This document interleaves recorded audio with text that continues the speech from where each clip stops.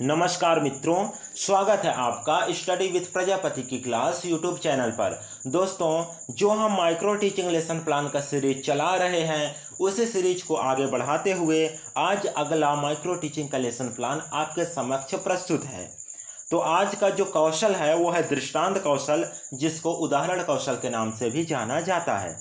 तो वीडियो में आगे बढ़ने से पहले आपसे एक छोटा सा रिक्वेस्ट है, यदि आपने अभी तक हमारे चैनल को सब्सक्राइब नहीं किया है तो चैनल को सब्सक्राइब जरूर कर लीजिए और बगल में आ रहे बेल के आइकन को प्रेस जरूर कीजिएगा। जिससे होगा क्या, जैसे हम न्यू वीडियो अपलोड करेंगे तो उसका नोटिफिकेशन आपको मिल जाएगा सबसे पहले।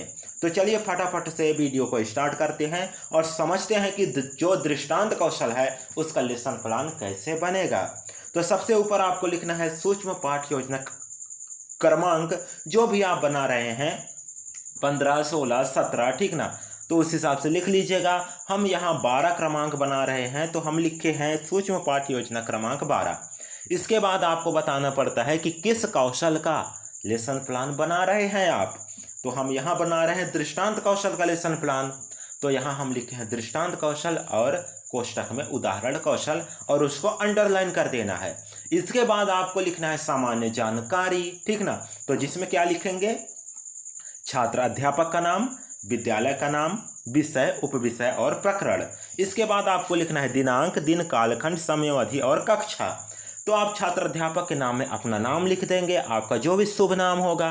विद्यालय का नाम में आपको लिखना है उस शैक्षणिक संस्थान का नाम जिस शैक्षणिक संस्थान में आपको प्रशिक्षण दिया जा रहा है, या जिस कॉलेज या महाविद्यालय से आप बीएड या डीएड कर रहे हैं। विषय में लिखना है विज्ञान, प्रकरण में लिखना है धातु, क्योंकि आज का जो टॉपिक है वो क्या है, धातु।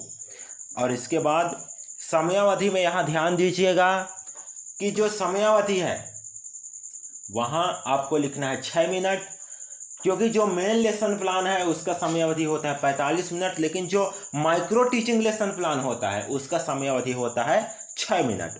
तो इतना लिखने के बाद आपको लिखना है अगला बिंदु पूर्व ज्ञान का। तो पूर्व ज्ञान में आपको लिखना है बच्चे धातु के बारे में पूर्व ज्ञान रखते हैं, या फिर आप लिख सकते हैं बच्चों को धातु के बारे में सामान्य जानकारी है।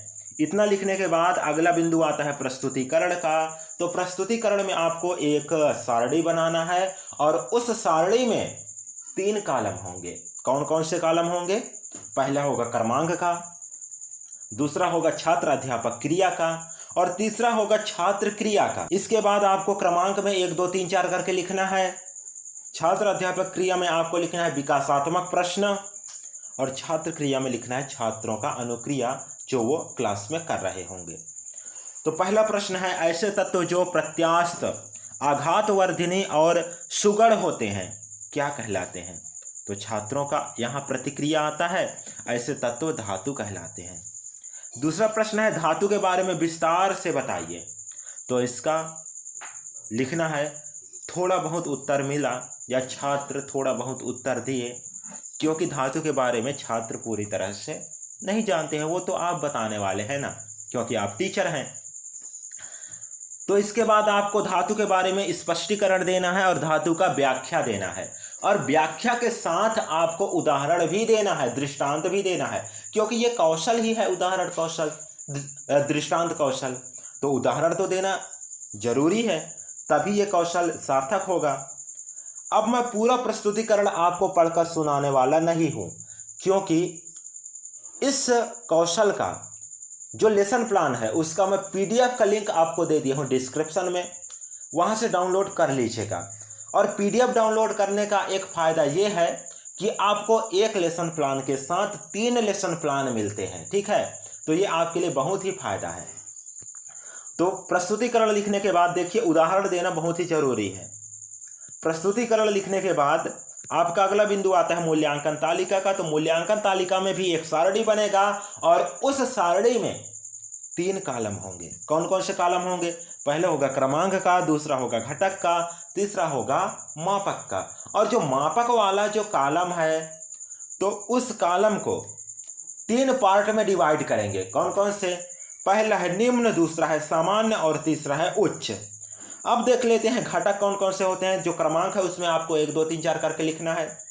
जो घटक है देखिए, पहला घटक है उदाहरणों की सार्थकता, दूसरा जो घटक है उदाहरणों की सरलता एवं रोचकता, तीसरा घटक है भाव एवं घटना के अनुरूप उदाहरण, चौथा जो घटक है वह है कक्षा स्तर के अनुभव अनुकूल उदाहरण। यहाँ अनुभव जो है वो गलती से लिखा गया है तो इसको सुधार कर लीजिएगा।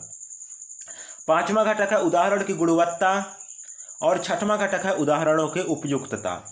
अब मापक में क्या लिखना है, जैसे उदाहरणों की सार्थकता है तो जिस टॉपिक को आप पढ़ाए उसका आप सार्थक उदाहरण दे पाए या नहीं दे पाए स्टूडेंटों के अकॉर्डिंग, तो उसका यदि आप सार्थक उदाहरण दिए तो उसका स्तर कैसा था, निम्न था कि सामान्य था कि उच्च था, तो उसके अनुसार आपको लिख लेना है।